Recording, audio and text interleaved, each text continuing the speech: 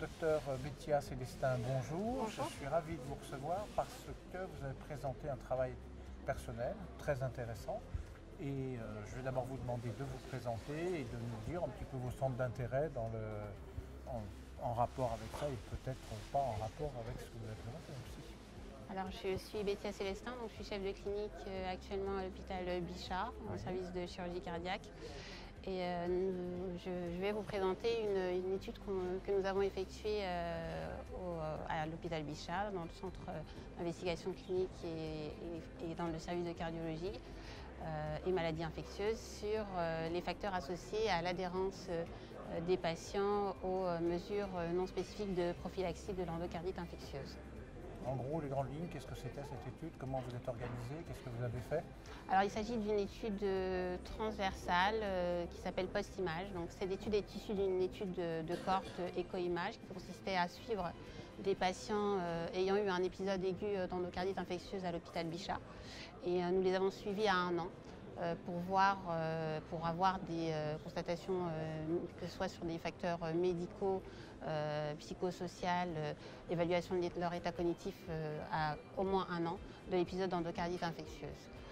Donc ça veut dire qu'on est bien dans un des critères d'indication de la prophylaxie qui est la prévention secondaire chez les gens qui ont déjà eu un épisode. Tout à fait. Il s'agit d'une population qui a déjà eu un épisode d'endocardite infectieuse, donc qui ont un antécédent d'endocardite infectieuse et qui se situent donc dans des groupes à risque d'endocardite infectieuse. Ok, d'accord. Ensuite, quels sont les facteurs dans ce que vous avez trouvé? Quels sont les facteurs qui sont importants comme facteurs prédictifs du risque de non-adhérence à ce traitement, de non-mise en œuvre plutôt, ce n'est pas un traitement chronique, non mise en œuvre des recommandations telles qu'elles devraient être utilisées chez ces patients à haut risque? Alors, les facteurs qui ressortent étonnamment ne sont pas des facteurs liés à la situation médicale initiale du patient. Les facteurs qui ressortent principalement sont des facteurs qui sont plutôt d'ordre psychologique, même psychiatrique, puisqu'il y a la dépression qui ressort énormément.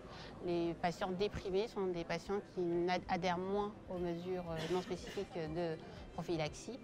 Et nous avons également des facteurs plutôt d'ordre social, la consommation de tabac, l'environnement. On a également ce qui ressort, c'est la connaissance au niveau de l'endocardite infectieuse et des mesures de prophylaxie de l'endocardite infectieuse. Et quelles sont les possibilités qu'on pourrait envisager d'intervention pour améliorer cet état de choses? Alors justement, étant donné que les facteurs qui sont en cause sont des facteurs qui sont plutôt d'ordre psychologique ou social, il faut envisager une prise en charge qui est plutôt multidisciplinaire avec l'intervention de psychologues, de psychiatres et probablement également d'assistantes sociales. L'endocardite est un sujet passionnant. Quand on commence à mettre le nez dedans, on ne s'arrête plus. Quelles sont les voies de recherche que vous pouvez envisager compte tenu de ce que vous avez trouvé? Alors, il s'agit vraiment d'une étude qui est assez originale puisqu'on recherche donc des facteurs associés qui sont un peu plus d'ordre épidémiologique et qu'on retrouve vraiment cette spécificité avec des facteurs qui influencent sur l'adhésion des patients aux mesures de prophylaxie qui sont plutôt d'ordre social et psychologique. Donc les voies de recherche potentielles, ce serait d'un peu plus creuser cette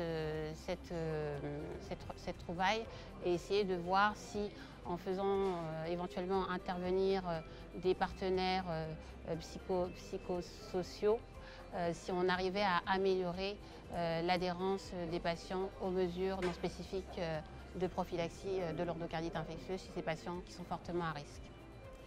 Et donc l'avenir, c'est vous voyez d'autres choses encore dans le futur qui pourraient vous permettre de parfaire votre connaissance dans cette discipline? Alors bien sûr, de toute façon, les voies de recherche dans cette discipline sont vraiment larges. Alors déjà, essayer de voir sur ce point qui est assez original de développer, de chercher, de voir s'il y a un intérêt, parce que c'est vrai qu'on pense très souvent au côté médical, mais voir si on arrive à mieux faire passer le message de prophylaxie, parce que c'est ce qui est important pour éviter déjà d'entrer dans la pathologie. Donc ce sont les potentielles voies de recherche, en tout cas, qui sont là pour cette étude, qui sont pertinentes et qui entraînent donc des potentiels travaux. Ça veut dire qu'on se donne rendez-vous dans quelques années pour les résultats? On essaye, oui. Très bien, bravo, merci et bravo pour cette étude qui est quand même originale et très intéressante. Merci.